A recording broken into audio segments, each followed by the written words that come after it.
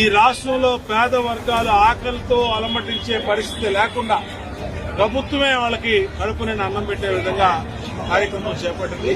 మాకు అత్యంత సంతృప్తినిచ్చినటువంటి కార్యక్రమం పేదల కడుపు నింపే కార్యక్రమం అన్నా క్యాంటీన్ కార్యక్రమం. ఎందుకంటే ఆకలిని మించి ఇంకో సంక్షేమం లేదు. ఆకలి తీర్చడం అనేది ప్రధానంగా మేము ముందు పెట్టుకున్నాం, ఫస్ట్ ప్రయారిటీ పెట్టుకున్నాం. ఈరోజు అన్నా క్యాంటీన్లు